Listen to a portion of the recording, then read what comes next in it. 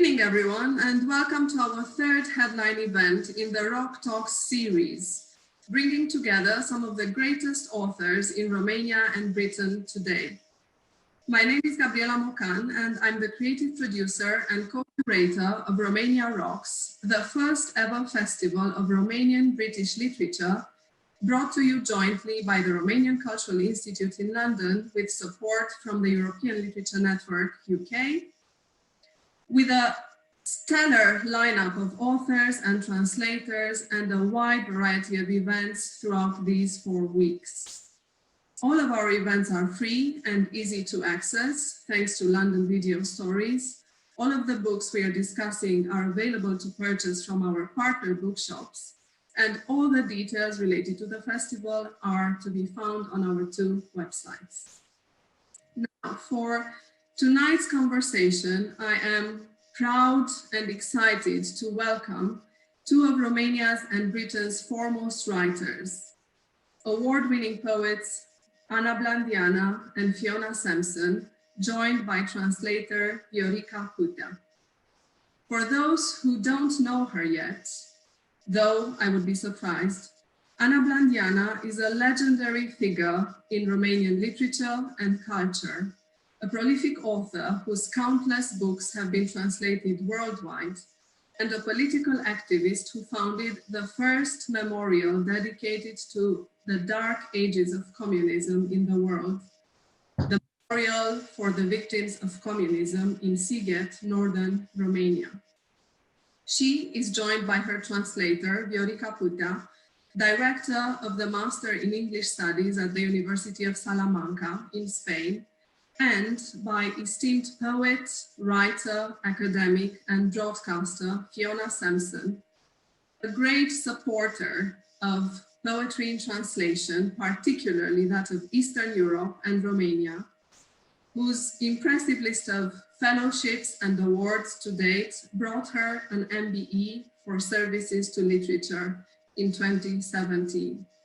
It's a really great joy to welcome all of you today. Thank you very much for being with us. And it's very interesting that we have met in the Zoom living room from 3 different countries, actually, from Romania, the UK, and Spain. So it's wonderful to be together again. Thank you. And I'm going to start with a question for Ana Blandiana. I was very curious, what was your first encounter with poetry, and what was in general, and what was your first encounter with British poetry in particular? How did poetry come to you? În ceea ce privește poezia în general, chiar dacă nu era vorba de poezie cu majusculă, cu P mare, am început să scriu foarte, foarte devreme. De fapt, înainte de a ști să scriu, cu câțiva ani, am început să fac rime, ritmuri. În orice caz, n-am făcut parte dintre copiii care erau întrebați ce vrei tu să te faci când vei fi mare, pentru că toată lumea știa mai bine decât mine ce o să mă fac. O să mă fac poet. Drept care, într-un fel, am înaintat pe un drum care părea că se deschide miraculos fără să mă întrebe. În ceea ce privește cea de-a doua parte a întrebării dumneavoastră, deci, în primul rând, despre poezia engleză, pentru că poezia, felul în care am descoperit poezia în Marea Britanie, adică la Londra, e o altă poveste. Poezia engleză, în prima parte a vieții, evident, nu citeam în engleză și citeam în traducere, iar de tradus erau traduși doar clasicii. Era foarte bine tradus și în serii complete Shakespeare, deci ca pentru probabil toți poeții din lume, Shakespeare a fost pentru mine un fel de piatră de temelie. Mi-amintesc o perioadă de pe la 12-13 ani, când știam pe de rost pagini întregi și într-un fel a fost un mare noroc, pentru că la urmă urmei Shakespeare este chiar un poet modern, deci m-am obișnuit cu credința că poezia nu e ceva care neapărat rimează și ritmează, ci este ceva care ține mai mult de magie. My first encounter with poetry came when I was very young. I was really very little. And before I knew how to write and read, I was composing rhymes and speaking in rhythms. And I was part of those children who were never asked, what do you want to become when you're an adult? Simply because everybody else knew much better than I did that I wanted to become what I was going to become. I was going to become a poet. As regards the second part of your question, which is about my first encounter with English poetry. When I was very little, of course, I did not read poetry in translation. And in Romania, the translation, English poets who were translated were usually classical poets. So my first encounter was with Shakespeare, of all the poets of the world, when I was about 13, 14 years old. And at that time, I knew by heart entire pages that he had written, and entire poems that he had written. And I was very lucky for that, because in fact, Shakespeare is a very modern poet. And I understood from him that poetry is not only a matter of sounds, not only of meter and nice rhymes, but poetry has something to do with magic. Voiam doar să adaug că, evident, pentru poezia de limbă engleză există poezia engleză, poezia americană și după ce am început să citesc și chiar să traduc, cred că cel mai apropiată m-am simțit, am spus-o de nenumărate ori, de Emily Dickinson. Dar spuneam și că am avut pentru mine Londra a fost primul loc în care am întâlnit mari poeți. When I refer to English literature, to English poetry, I also refer to American poetry. And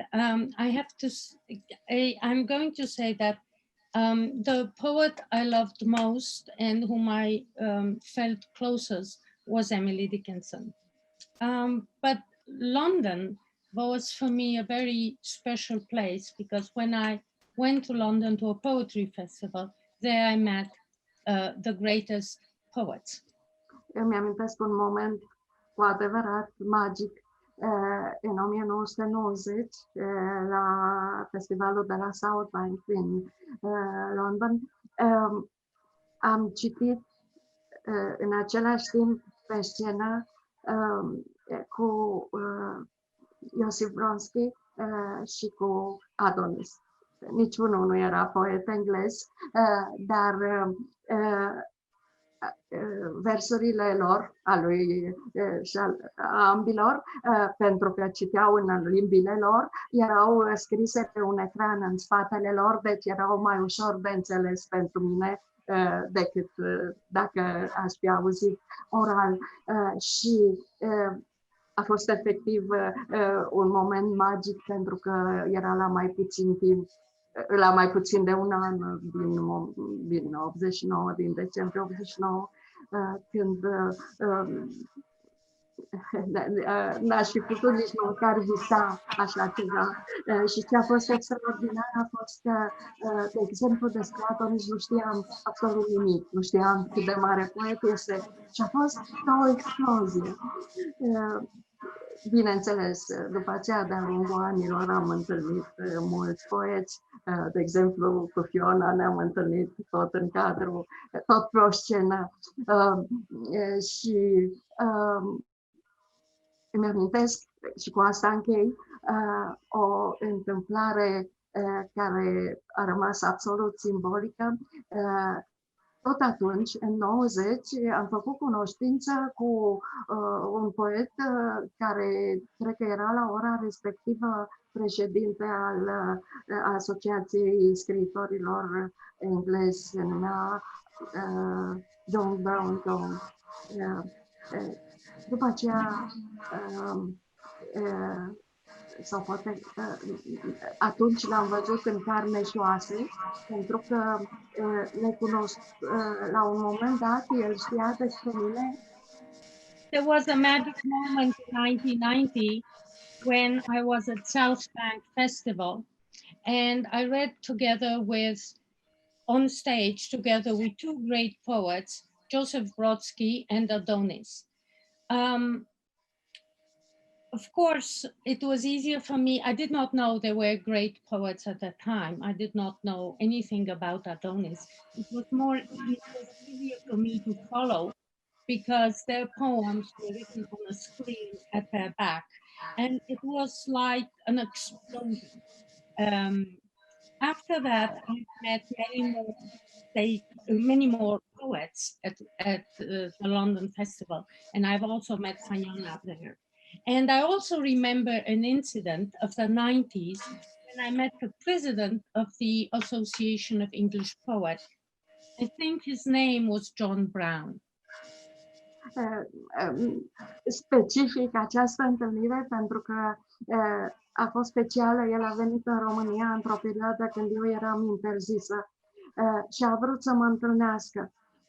Și în principiu nu puteam să mă întâlnesc cu nimeni, dar pentru că a insistat și pentru că era probabil președintele scriitorilor englezi, a fost organizată o întâlnire în unica cameră de la Uniunea Scriitorilor unde aveau voie să intre străini și care era plină de microfoane și în care noi am stat de vorbă, eu știind că există microfoane, el nu.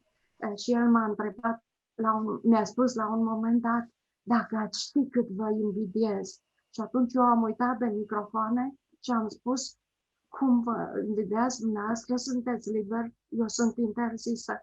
Și el a spus ceva ce mi-am amintit după aceea de foarte multe ori. A spus, da, dar eu pot să scriu orice, sunt liber, chiar dacă aș striga jos regina Antrafagersker, nimeni n-ar fi impresionat. În schimb, dumneavoastră, dacă spuneți o silabă, toți românii ciulesc urechile și se întreabă ce ați vrut să spuneți, ce ați vrut să transmiteți.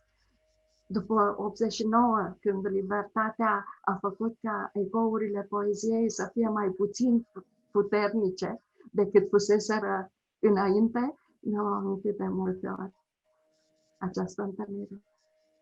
So I also met the president of the British Association of Poets, John Brown, and this was a very special encounter with him because he came to Romania to meet me at a time when I was a prohibited writer.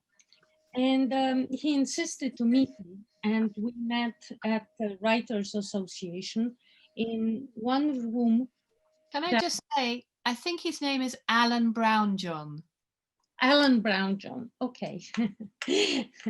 And he met me in one room, the only room where Romanian poets were allowed to meet foreigners. And this room was full of mics.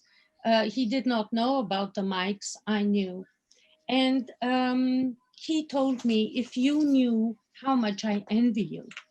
And I just stared at him and I asked him, are you crazy? I'm a prohibited poet and you are free.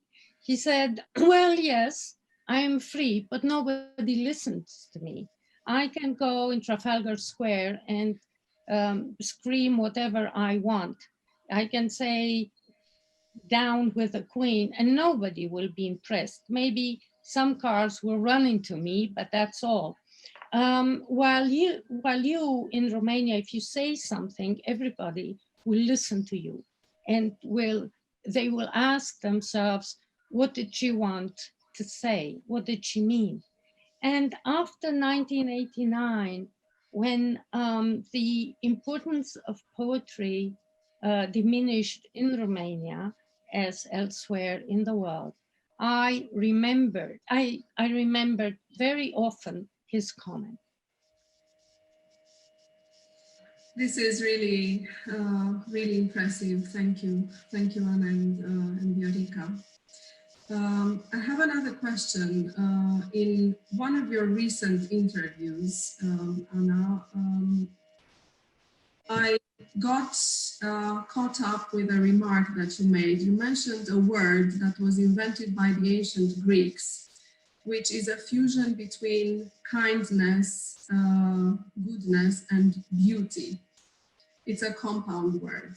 And I was thinking of our language and how disheartened we feel many times nowadays when we feel that language is so much influenced by the realities of the times that we are living. And my question is, if you could inscribe a new word in the dictionary of the future, what would that word be? Am scris într-adevăr de mai multe ori, în mai multe rânduri despre Gabriela Patea, pentru că pentru mine această este o dovadă, această apropiere între bine și frumos al idealului antic, este o dovadă a superiorității viziunii antice față de cea modernă, nu numai asupra artei, ci și asupra societății, pentru că este evident că ne deosebim cu mult în această privință. E adevărat că acest ideal a continuat în perioada creștină, care a păstrat ambele noțiuni, dar e adevărat că cu un accent diferit, în timp ce anticii puneau accentul pe frumusețe, căruia îi adăugau binele, creștinii puneau accentul pe bine, căruia eventual îi adăugau frumusețea, în timp ce noi moderni, noi azi, am senzația că nu numai că nu mai suntem în stare să unim cele două noțiuni, dar ce este mai grav este că neputinței noastre de a le pune alături și de a visa la ele, se adaugă un fel de jenă de a avea legătură cu ele.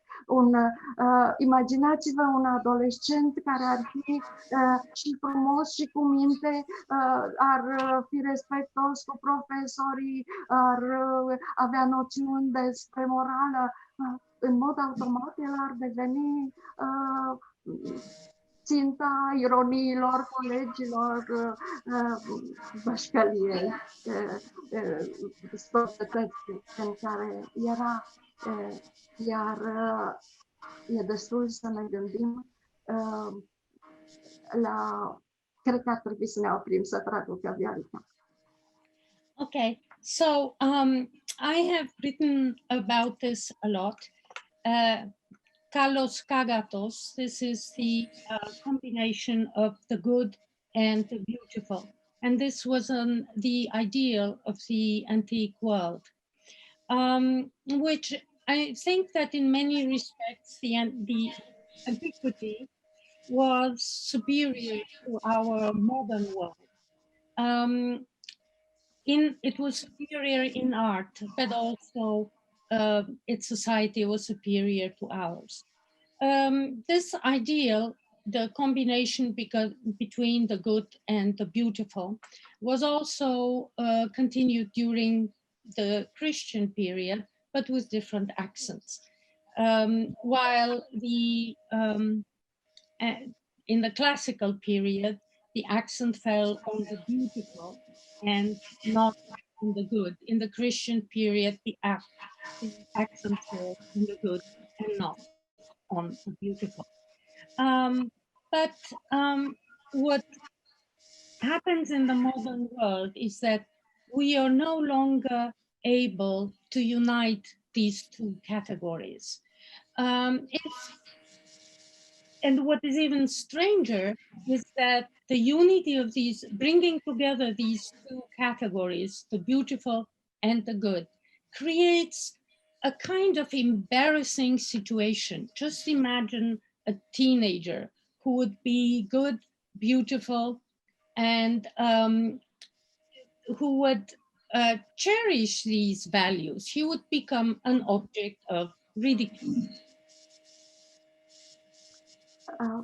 Ceea ce este mai teribil este faptul că încet, încet cele două noțiuni au început să alunece, fiind înlocuite aproape fără să ne dăm seama cu antonimele lor. Hai să ne gândim doar la felul în care copiii erau obișnuiți să vadă, să citească sau să asculte bazme și să vadă filme de desene animate cu Albaca Zăpada, cu Fluturaj, și încet, încet s-a ajuns ca la această oră filmele pentru copii de desene animate să fie populate de niște personaje oribile pe care mie, de exemplu, chiar mi-e greu să le urmăresc. Urâtul a intrat în creșterea copiilor, s-a obișnuit cu ceva normal al acestei societăți. Ca să nu mai vorbim, să dau un exemplu tot din afara artei, de exemplu la paradele de modă, trebuie să recunoașteți că sunt de fapt depun niște mari eforturi să transpună niște fete frumoase în niște apariții care fac efortul de a nu mai fi frumoase, de a fi de-a dreptul urâte. Ca să ne vorbesc că e evident că istoria artei a devenit o istorie a decadenței artei. Îmi amintesc momentul în care am descoperit asta, eram la Galeria Uffizi din Firenze și am avut așa ca un atac de panică această senzație că cât înaintam spre prezent, cu atât frumosul se diminua, ca să nu mai zic ce se întâmplă în arta cu adevărat contemporană. Deci, întrebării dumneavoastră ar trebui să fiu în stare să-i răspund făcând un cuvânt, așa cum cuvântul grec era format din bine și din frumos, un cuvânt făcut din rău și din urât, dar asta, într-un fel, ar fi clar numele sfârșitului lumii. Today, what happens is that in our modern world, it is almost impossible to bring together these two categories of the beautiful and the good. And in fact, the most terrible thing is that these two notions are being replaced by their antonyms. For example, children no longer read fairy tales like Red Riding Hood or Snow White, but I'm looking at a cartoon that are made for them, and these cartoons are with these horrible creatures, and that I'm sometimes afraid to look at. And it is as if ugliness has entered the education of children. And if I take another example, and now I go to fashion shows, I'm impressed by the fact that you see these beautiful women who make an effort to look ugly. Also, at the same time, it seems that art history is a kind of decadence of art. If we compare what we see at the Uffizi Gallery, and while art advances towards our time, it seems that in this process, the beautiful has been diminished, and the beautiful and the good seem to be replaced by their antonyms. And if this is so, this will be the end of the world. But we don't want to get there, that's sure, to the end of the world. And because I would like us to dwell in beauty and kindness, I would invite Anna to read a few of her poems in Romanian and Viorica in English translation. Îți aduce aminte plaja. Îți aduce aminte plaja acoperită cu ciopuri amare pe care nu putea merge desculți. Felul în care te uitai la mare și spuneai că mă asculți. Îți amintești pescărușii sferici rotindu-se în dangătul clopotelor unor nevăzute biserici cu hramuri de fești. Felul în care te uitai, te îndepărtai alergând înspre mare și îmi strigai că ai nevoie de depărtare ca să mă privești. Ninsoarea se stingea amestecată cu păsări în apă, cu aproape bucuroasă disperare priveam urmele tălpilor tale pe mare și marea se închidea ca o ploapă peste ochiul în care aștepta. Do you remember the beach? Do you remember the beach with bitter shards that we couldn't walk on without our shoes? Remember the way you gazed at the sea and whispered you were listening to me? Do you remember the hysterical gulls, how they circled above us in the pealing of bells from invisible churches whose patron saints were fish? The way you ran towards the sea and shouted that you needed to be farther away to contemplate me? The snowflakes melted and mixed with the gulls in the water below, joyfully, almost desperately. I watched your footprints on the sea, and it closed itself like an eyelid, closing on an eye in which I was waiting. După felul în care alunecă luna, simt că te apropii întotdeauna după zăpăceala amestecenilor care încep să se agite și să foșnească în neștire, după felul nesigur în care alunecă luna. Tu ești atât de înalt și de subțire și ți-e atât de fric, cu o mână peste ochi și tremurând de sferici, păduri fără frunze, sate fără biserici. Întoarce-te, întoarce-te mai repede, spune zilelor să te lepede, apelor să te lunece, stelelor să te întunece. Închide ochii, florile pe care le privești se sting, păsările pe care le privești apun, apele se fac mai mici. Nu e vina ta că nu ești aici. Nu e vina ta, limpetele meu mire. Tu ești atât de înalt și de subțire. By the gliding of the moon, I can always tell when you come. Nearby the rustle in the birches, they all begin to shiver, a bustling instilled by the unsure gliding of the moon. So tall and slender you are, and cold. Trembling one hand over your eyes, you undo corpses of trees without leaves and hamlets with no church. Return, come back as soon as you can. Tell the days to let you go, the waters to trickle through your hands, the stars to leave you in shadow. Close your eyes.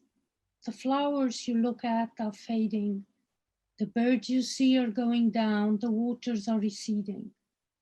It is not your fault. You aren't from here. Close your eyes. It is not your fault, my luminous lover. So tall you are and slender. Despre țara din care venim. Hai să vorbim despre țara din care venim. Eu vin din vară. E o patrie fragilă pe care orice frunză căzând o poate stinge, dar cerul e atât de greu de stele că atârnă uneori până la pământ. Și dacă te apropii, auzi cum iarba gâdilă stelele râzând. Și florile sunt atât de multe că te dor, orbitele uscate ca de soare și sorii rotunzi atârnă din fiecare pom. Pe unde vin eu, nu lipsește decât moartea. E atâta fericire că aproape că ți-e somn. About the country we come from. Well, I have to say all these poems belong to a volume of poems, October, November, December, and they're love poems. They were published in 1972. About the country we come from. Let's talk about the country we come from. I come from summer, a fragile homeland that even a single leaf can put out when it falls. But the sky is full of stars, so full that sometimes they reach the ground. And if you go close, you can hear how they laugh from the blades of the grass that tickle them. And so many flowers are there that it hurts.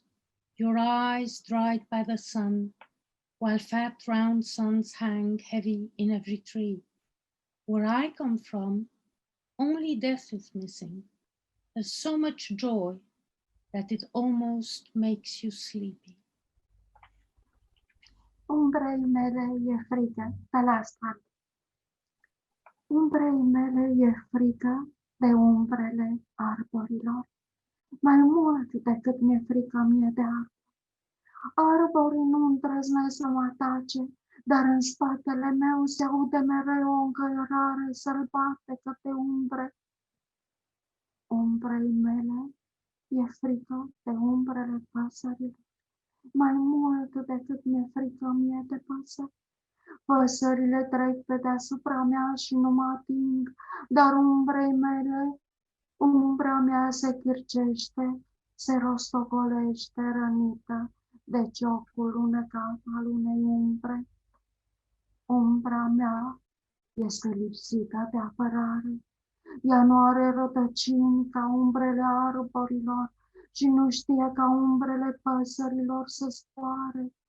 Ea a fost adusă pe pământ să mă urmeze cu întuneric sângerând, să se prefacă în noapte în cele din urmă. Și eu să nu știu de când înaintez fără umbră cântând. My shadow is afraid. My shadow is afraid of the shadows of the trees, more afraid than I am of the trees themselves. The trees don't dare to attack me, but always at my back I hear a savage rustling of shadows. My shadow is afraid of the shadows of the birds, much more afraid than I am of the birds themselves. The birds fly above me and don't come near, but my shadow curls up and begins to roll, wounded by the slippery beak of a shadow. My shadow is defenseless. It has no roots, like the shadows of the trees, and it doesn't know how, like the shadows of the birds, to fly. It was brought into the world to follow me, with the darkness bleeding, to end up disguising itself as night, so that I won't know how long I've been walking around without a shadow, singing. This was absolutely beautiful. Thank you so much. Such a delight to hear these poems. And I would like to move to Fiona now and her wonderful poetry. Fiona, you published very recently in spring this year an absolutely stunning volume of poetry, which I think is my absolute favorite up to date, entitled Calm Down. And I have a question related to this. While reading the poems in your volume, I came to the end across a soul-stirring poem entitled Surfacing, which starts like this. At last you climb out of the dream as if from a dark valley into light, letting all that was uncertain come clear on that high pasture. My question is, can you tell us a little bit more what the title of your volume suggests? And also this, and especially these lines in your last poem made me think, do we need to rise? Do we need to climb up that steep hill in order to be able to come down meaningfully, or to use your own words, to come out of our sleeping selves? Thank you so much, Gabriela, and thank you for such a beautiful question, as well as a generous one. And I feel like I'm answering you from a slight dream state, having just listened to Anna's wonderful poems. So I think that, well, Come Down is actually really about the contrary movement. It's about arrival. It's about finding roots. It's about verticality. It's about settling. It's a book in which I didn't grow up with my parents, and I only traced them in adulthood, and I only traced my father less than 2 years ago, and unfortunately he'd already died. But in tracing him, I found all the family stories of my immigrant ancestors, because he was Australian. So of course, for European Australians, those are stories of migration. And I've never been to Australia. So Australia is a kind of Australia of the mind. And yet I am genuinely, if you can say that, half Australian. At the same time, in the last few years with my husband, we've moved to a valley on the Welsh borders. And, you know, we will never be local here in the sense that we don't come from here, but there's a sense of elective belonging, which incidentally, I think is one of the joys of internationalism. You can elect to step beyond the national to the international. So it's a kind of palimpsest book in which there's the imagery of the valley and trying to explore the actual truthful, concrete, ecological life of the valley and its kind of mythic dimension. But then there's also behind or in front of it this kind of sense of belonging of other people who are sort of genetically packed inside me, going to a place and trying to put down roots. And of course, because they were doing it in the 19th century, a lot of that too was rural, was learning to farm a land that they hadn't farmed before. I mean, quite a lot of them were viticulturists who were paid for to move from the Rhineland, for example, to Australia. So there's a sense of engagement with land, even though it's not your land. And maybe I think that we all need a kind of, to remember that we dwell on the earth at the moment, you know, that we have loyalties to it and we should belong to it. And, you know, obviously one theory about the pandemic crisis is that it's a result of an ecological crisis. That's to say that viruses and infections are coming out of what was pristine into the shared human territory, and of course they're infecting us because we can't manage them. So they too are part of climate catastrophe. So it's a turning back to the earth that we all belong to. And I was particularly drawn to the dedication in this volume. You dedicated it to all your families. Very nicely put, and it made me think what a deep meaning this word actually has, because nowadays a family can mean so much. We belong to so many families at the same time. Yes, I think that's true. A long time ago, when I used to run a poetry festival in Wales, Jan Kapinski came, and after that I sort of worked with him on translating his poetry, and it was he who really pointed out to me the idea of elective belonging, because he had a feeling about parts of the world which he wasn't from. For example, he had a feeling about Wales. I mean, I'm sure he still has it. I mean, you could say, oh, Wales and Estonia, they have in common for pine forests, but actually they have very little in common. But that sense of, well, elective affinity is the, is a romantic term, that sense of recognition, curiosity and then recognition, I think are great ways to live through the world.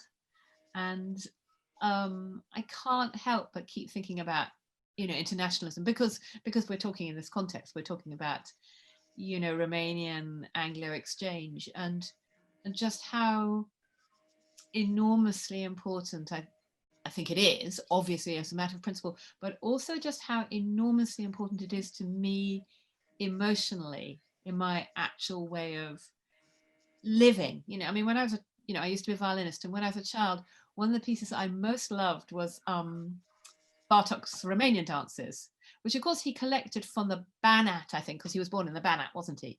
And maybe he collected some of them from Transylvania, actually. And I remember him as a very small child and having this kind of overwhelming, oh yes-ness, which, where did it come from, So that sense that you can follow the trail of those elective affinities is really important to me. It's very interesting you mentioned this, because I was actually going to refer to your previous life as a concert violinist. And because I can sense music in your poetry so very often, I wanted to ask you if you feel and believe that music and your career as a violinist actually helped you maybe hear the world better, and to put life into your poems, as if I am to quote Romanian Nobel winner Herta Müller, she used to say that it's very difficult for her to put life in her writing. It is, isn't it? To do this. Well, I'm struck by what Anna was saying. I think that if one, I think if one were to add one word to vocabulary, if one could, it's the idea of listening. I mean, listening to the world, but also listening to each other, listening to different discourses across cultures and so on. And I do think that music is incredibly important to me. I've always loved listening to languages I don't know, actually. That sense of the human movement of thought and breath, even in words you don't know. I mean, Romanian is slightly different, because although I can't understand it on the ear, on the page it's not so difficult, because I studied Latin and French, so, but I also think that, I mean, coming back to what Anna was saying about, learning from encountering Shakespeare, early on in education, that poetry isn't only music and sound. I think that translation, I would have thought perhaps Viorica will agree or not agree with me, that translation shows you, reveals whether or not a poem has integrity, has a good bones, whether there's a movement of thought, whether it's symbolic thought or philosophy or however we want to call it, going through the poem or not. You can't get away with only the surface. There has to be a kind of real presence. Maybe Viorica, you would like to add something to this, to what Fiona has just said? And also, I was actually very interested in asking you what it feels like to work on translating these wonderful poems written by Blandiana. And we know that you are collaborating with poet and academic Paul Scott Berwick. So what can you tell us related to this as well? Oh, I fully agree with Fiona. I think that the poem also has a kind of music that goes, where Frost said that, and T.S. Eliot, that the poem communicates before it is understood. And that is very important. Also, not only the sounds, but also the meaning of the poems is very important. And it's very difficult to translate. In fact, to some point, we betray the poem. And then there is a lot in the poem that gets lost in translation, especially those references that are cultural and those sounds that are part of a culture's literary history. That is very difficult to convey. As for Paul Scott Derrick, who is really the poet, he is an American who, for some accident in life, ended up in Spain. We live like 600 kilometers away. He is at the University of Valencia.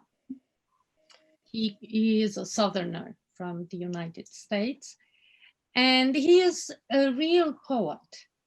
And I don't know how. I think I asked him to translate with me some poems by Anna Blandiana in English. And then after 1989, he received a book that was a translation of Anna Blandiana's poems into 5 languages. And some he could read in English, and he got very interested. And he, some were, of these 5 languages, some were translated into French, into Italian. And he all by himself started translating them into English. And then we started collaborating. And over the years, he now he has taken classes of Romanian, and he knows Romanian, and he is also very conscientious about the sound. And I translate the meaning, but he really is the poet with a poetic voice who believes that poetry is above all music, not only memorable words. And it has been a very fortunate encounter, because we have translated all of her poetic work into English except for 1 book. And Blood Axe will publish in this coming year 5 books of poems by Anna Blandiana. And then hopefully the remaining 4 books of poems will be published 1 year later. Thank you, Viorica. Actually, before moving on and going back to Anna Blandiana with more questions, I would like to go back into that dreamy state, as you called it, Fiona, and would love to hear some of your own poetry. I'd be glad. I'll read from Come Down. I want to show you this picture because it's by Sydney Nolan, the Australian artist, great Sydney Nolan, who did those wonderful pictures of the Australian outlaw Ned Kelly as a kind of square black head on horse with a letterbox for his eyes, but who spent several of the last decades of his life living near here, bizarrely, on the Welsh borders in Herefordshire. So very close to me and my sort of sense of exploration, who I am. This is Death. Death. Are you listening?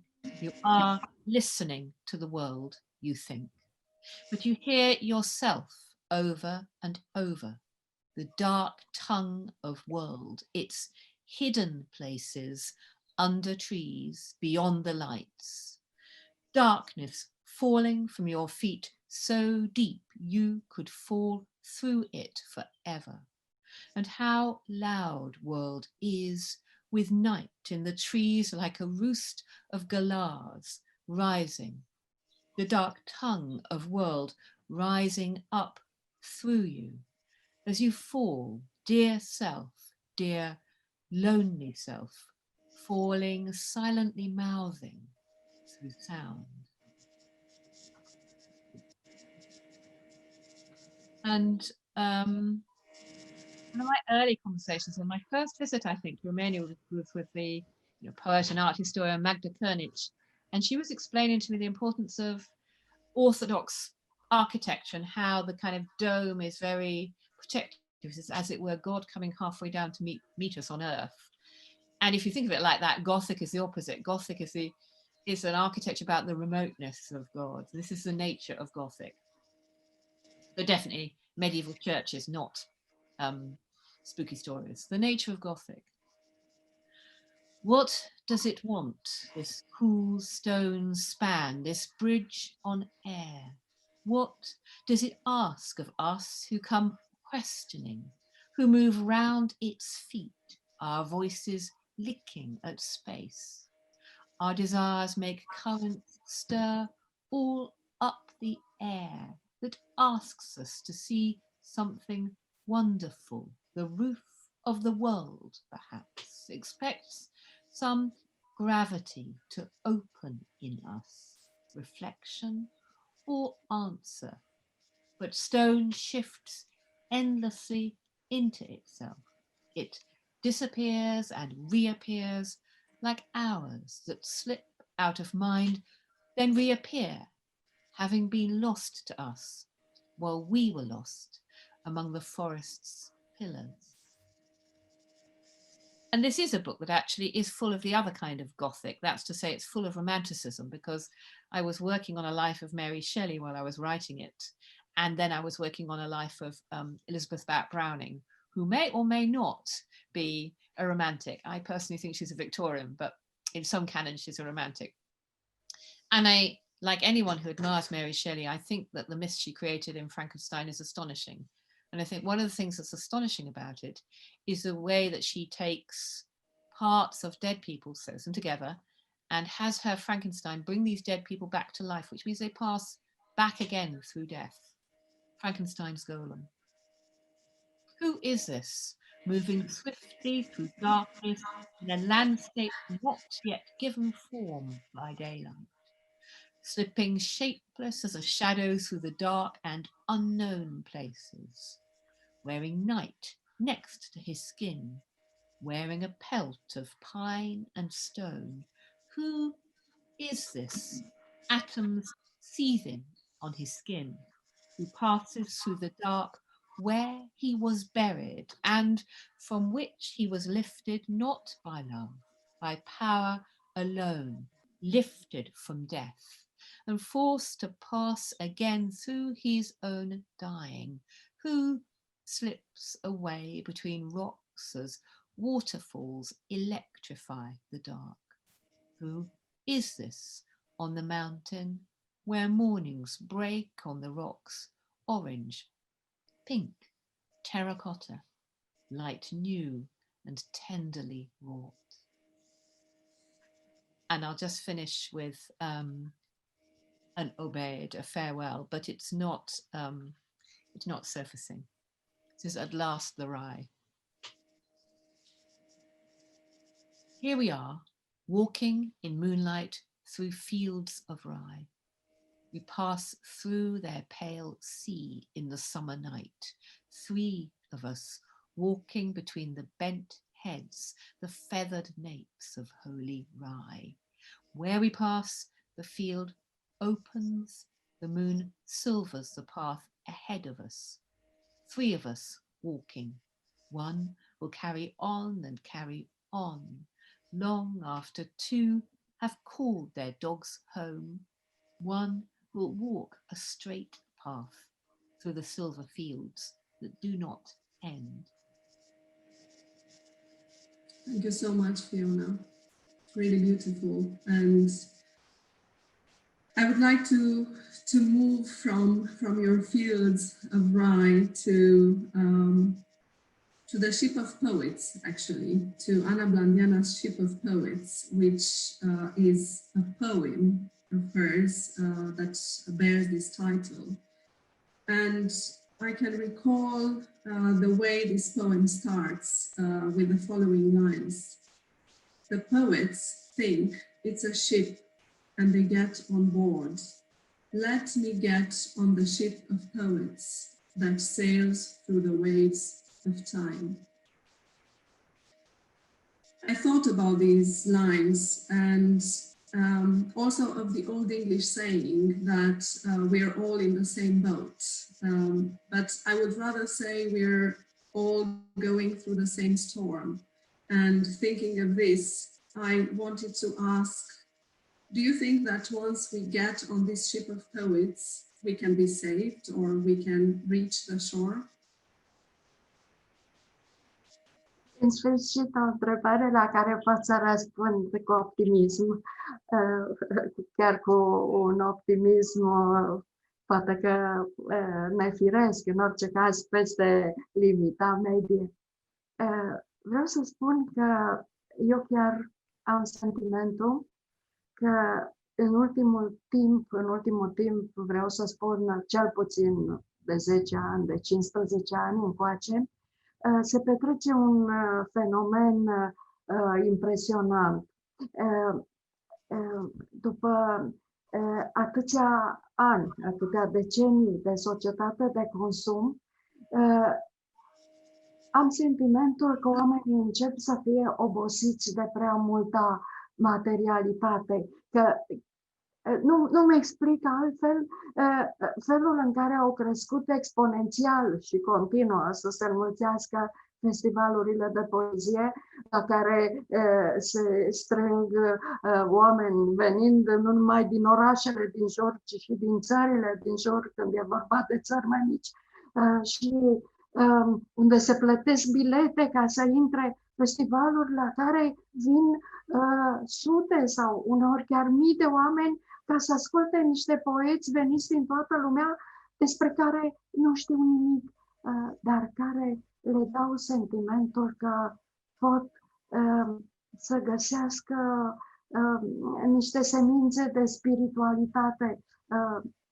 Malraux spunea că secolul 21 va fi religios sau nu va fi, nu știu dacă religios, pentru că nu cred că se gândea la islamism, dar e clar că poezia ține locul unui tip de spiritualitate de care oamenii au nevoie. De altfel, acum vreo 12 sau 13 ani, cred, a avut loc, s-a înființat la Verona, sub egida UNESCO, o Academie Mondială de Poezie, unde au participat 60 de poeți din toată lumea și care s-a deschis cu un text care ar fi trebuit să fie, să zicem, Constituția viitoarei Academii, care vorbea nu numai despre felul în care poezia poate salva lumea, ci și de necesitatea de a repune poezia în centrul lumii.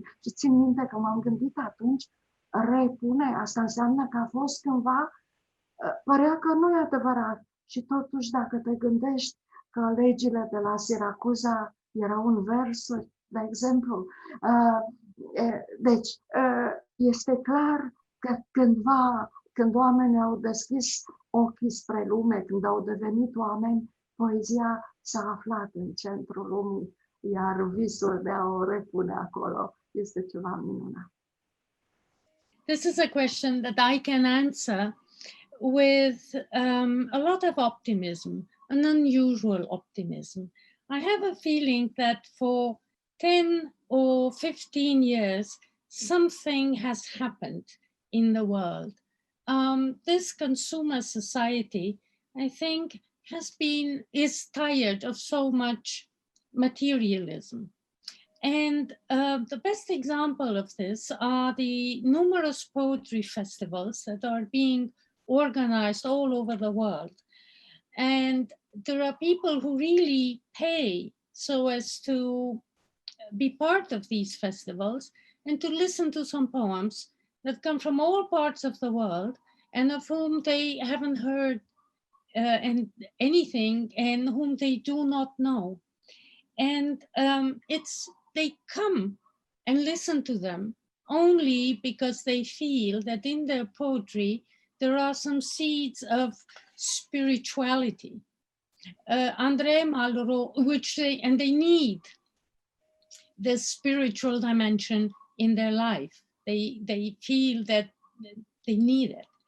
André Malraux, the French poet, said the 20th century would be religious or it won't exist at all. I don't know if we can talk about religiosity, but it is true that poetry replaces, that poetry is a form of spirituality, and that it replaces religiosity. Some years ago, some decades ago, in Verona, I took part at the foundation of the World Poetry Academy. And 60 poets from all over the world participated at this event. And there was even a text that was read. And this was like the deeds of the academy. And in which the text said that the poetry was going to save the world, and that it was necessary to restore poetry at the center of the world. And then I thought, well, was it really like this? And I remember that in antiquity, the laws of Syracuse were written in verse. And yes, I believe that there is hope ahead of us. Continuing on this idea of salvation and this actually bright note that we just took from Anna Blandiana, Fiona, besides being a full-time writer, you're also a professor and you're the director of the Poetry Center at the University of Roehampton. And I wanted to ask you, what does it feel like to work with the younger generation? And do you believe that poetry can be a safe haven for these young people?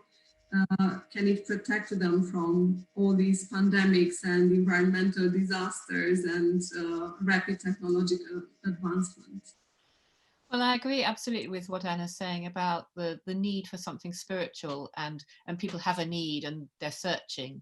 And also the way poetry as a practice fits with that, both because there's a kind of returning to it and a kind of, it asks a sincerity of you, you know, in the writing, but also because it's a kind of heightened way of discourse, way of talking, thinking, which has things in common with liturgy and so on. And actually, I've felt that, although I think that the very young generation in this country, certainly the ones who are still in their teens, are very clear that they're searching for values, and it's very exciting. I think, you know, they are a wonderful hope for us. I mean, the young always are, but this generation I think is special. But actually my main feeling about that comes from the years and years in which I worked with writing in healthcare. I mean, in both mental and physical healthcare, and really that was poetry. So largely with people who had nothing to do with poetry in their outside lives or their lives before becoming ill. Sometimes people who are very institutionalized, sometimes people who are really, really from disadvantaged parts of society, didn't even really have great literacy, and how strongly poetry, good poetry, spoke to them. And how immediately they were able to, if we can say use it, that's to say inhabit it, feel it, speak back about their experience through it, and then in many cases be inspired to have a go at writing. And yes, I just strongly feel that we shouldn't ever be defensive about the high stakes of poetry, which I think particularly in the Anglo-Saxon world we can be terribly. I think we should never think of the arts as entertainment, even though they can absorb us and be great fun. I don't think that's primarily what poetry is. I don't think it should be commodified, but I still think we should do practical things to help it along. You know, it's a balancing act. Obviously, with my romanticist hat on, I think about, you know, Shelley and poets as the unacknowledged legislators of the world. And to my great dismay, I have to tell you that on the side of one of the buildings at my university, it says there's a North American kind of experimental poet who's changed this around, and there's a quote from him which says, "Poets are the legislators of the unacknowledged world." And I don't think that's true, because I think we're the legislators of the world. It's just that, and also I think in any case, legislate, if you leave the emphasis on legislate, it suggests something very about rules and correctness. And I think that's quite off-putting, particularly for young people. I think the idea that it speaks, it informs everything in life, because our best values inform everything in life, is really great to hold on to.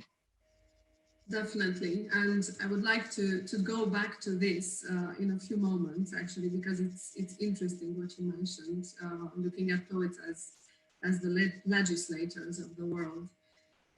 But before that, I would like to ask Anna Blandiana, because we were speaking about the role of poetry and how it can save us, and we need it. It's this spiritual quest of ours.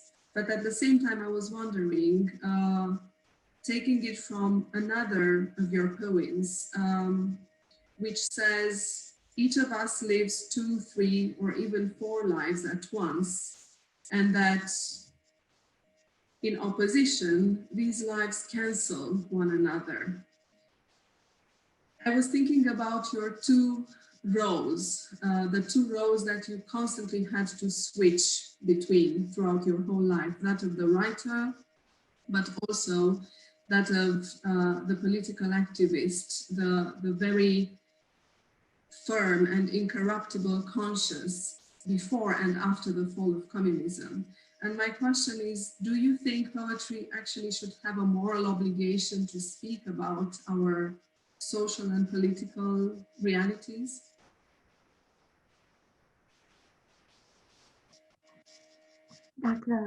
Dacă în întrebarea noastră s-ar fi referit la poet, nu la poezie, implicarea poetului, nu a poeziei, răspunsul meu ar fi absolut hotărât da. Pentru că cred în datoria poetului de a se implica în viața din jurul lui. Pentru că chiar dacă această implicare uneori se degradează ajungând până la politică, ea pornește din ceva minunat, din dragoste, de fapt, din altruismul de a se pune în locul celorlalți din jurul lui și ceea ce mi se pare obligatoriu pentru a fi de partea binelui, fără de care n-ai cum să ajungi la partea frumuseții. În ceea ce privește însă poezia, mi se pare că lucrurile stau puțin diferit, în sensul că, în fond, poezia este o încăpățânare de a exprima inexprimabilul, care este esența.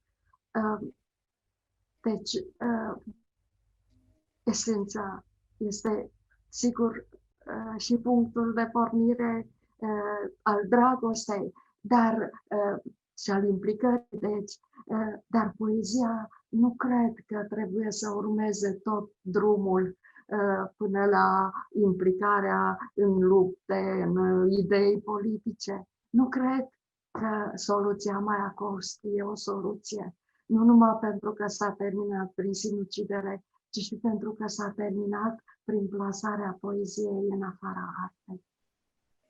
If your question refers to the commitment of the poet and not to the commitment of poetry, then my answer is yes. I think the poet has a duty to commit himself to the world because this is an expression of altruism. He or she puts himself, herself in the place of the other. And this means to be on the side of goodness, without which you cannot reach beauty. But poetry, on the other hand, is the obstination to express the unexpressible. And I do not think that the solution of Mayakovsky was a feasible one, not only because it ended in suicide, but because he placed poetry outside art. Thank you. Because I think we are slowly getting closer to the end of our conversation. and I'm looking back on the long history of wonderful collaborations which we've had, Fiona. I'm going back to 2017 when you were Ledbury Poetry Festival's Poet in Residence, and you decided to curate an event dedicated exclusively to Romanian women poets. Ana Blandiana was there as well. We have wonderful memories from that event. And Viorica was there too. And Viorica was there, of course, yes. We also had Magda Cârnece and Svetlana Cârstean with us. Yes. So I wanted you to share your feelings about that event, and also what does it feel like for you to meet Ana Blandiana and Viorica again in a totally different context after 3 years? It's a joy. And of course, it's not a totally different context because I'm here. It's just different through technology. We're in the Zoom meeting, so that changes everything. Yeah. I mean, I have the thing that I've found most difficult during the pandemic has been, apart from, you know, general grief for the world, is I've really, really missed my tribe who are the poets and literary people that, you know, I work with, you know, well, certainly around Europe, but around the world too. I've found that very hard. I think it's very, you know, it's wonderful to be in touch. I mean, I first actually heard Ana Blandiana read. The first time I ever heard Ana was in Slovenia when she was the laureate of the Villanica festival. So she was reading in Ljubljana Castle, and this extraordinary voice, which was very different from the way anybody else reads, you know, and then of course the wonderful poems on the screen behind and so on. And I love that way that, you know, one's paths keep crossing again. I was also very touched and a little bit sad when Ana was talking about Poetry International at the South Bank Centre in London, because of course that festival doesn't exist anymore. And the small Ledbury Poetry Festival with its small audiences is now the biggest poetry festival in Britain. And so there's a kind of sadness. There's a sadness particularly about the lack of internationalism, but there's also a sadness about poetry, because in a way, Alan Brown-John, who is a friend of mine, is right that, you know, nobody does pay attention in the Anglo-Saxon tradition to what poets have to say. We are regarded as a kind of embarrassing club who speak only to each other. And that's not good for poetry. It's not good for the writing. It kind of clogs up the springs, because if you're not speaking freely, as it were, to a large audience, as one is when one's a prose writer, something else to do, there's a kind of decay that creeps in. And I think that's problematic. So my hope is that maybe as we've all got a little more used to things like Zoom on, you know, during lockdown, we will continue in the pandemic, we will continue to have some more of this in addition to meeting in person, and that our possibilities of collaborating will be increased. I'd have to say that Ana and I are both members of the European Academy of Poets, and at the moment, I'm, for what it's worth, the acting president, which simply means the person who's charged with the practicalities. And I have spent the last more than 2 years trying to find a British institution that will give it a home, and I can't find one. I mean, a home for free, which tells you something about the priorities and the difficulty of making good things happen here. So we keep working. We don't lose hope. And I'm going to go back to Shelley now, actually, and ask you to put yourselves in his imaginary shoes, thinking of the poet as the legislator of the world. And I would like us to end on this note. If you were the legislators of the world, which would be the laws that you would decide to pass now when even breathing has become a privilege? Cred că dacă aș avea o asemenea putere să urmez indicațiile lui Shelley, cred că aș institui o lege extraordinar de simplă, care ar trebui să sune cam așa. Fiecare om are libertatea și dreptul și obligația de a gândi cu propriul său cap, cu propria sa minte totul, fără niciun fel de reguli și indicații din partea altora. Cred că poezia nu suportă cenzura, oricât de corectă ar fi aceasta. I think that if I had such a power that Shelley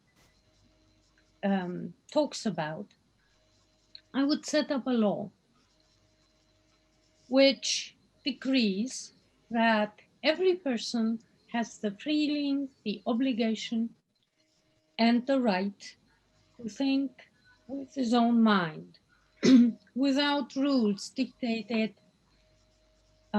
without rules who come from anybody else. Because I think poetry cannot stand censorship, no matter how correct the censorship is. I would be very Anglo-Saxon and materialistic, and I would decree a universal minimum wage so that people were free to actualize and spend their lives in a kind of, in some cases, literal slavery, but had, you know, the freedom to become themselves. Thank you to both of you. And I think the best way of closing this would be if each of you would share another of your lovely poems. That would be really nice. At last you climb out of dream, as if from a dark valley into light, letting all that was uncertain come clear on that high pasture, as each preconception melts in daylight like shadows do, streaming away under the ragged thorns. Was it this woke you, made you clamber out of yourself, little bare creature, from your sleeping self?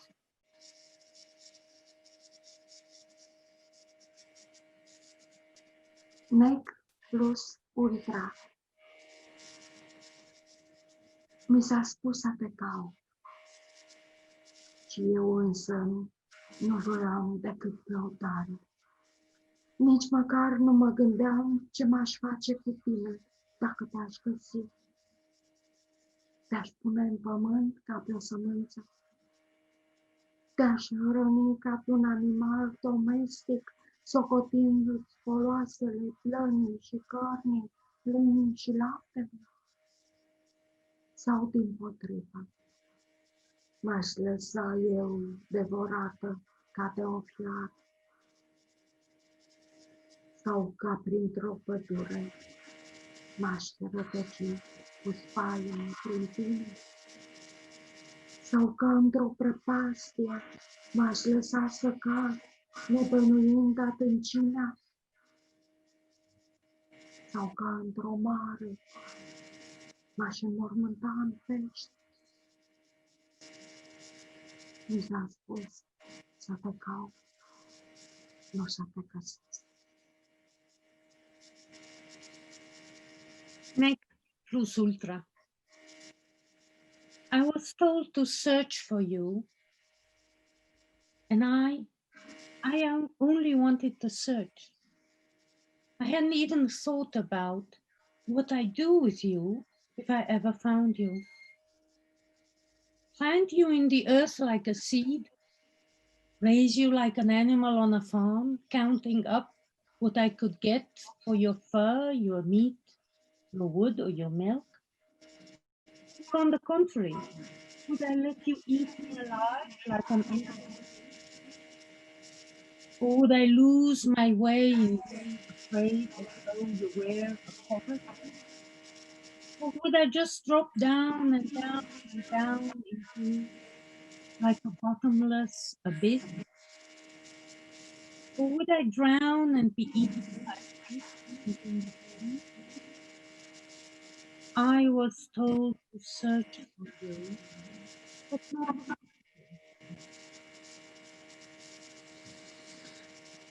Wonderful. Thank you, Anna, Fiona, Viorica, and I am sure that we are going to meet again and hopefully in London, Herefordshire, Bucharest or Cluj very soon. Thank you very much. And thank you everyone for watching us. Don't forget there are many more events coming up. Do follow us.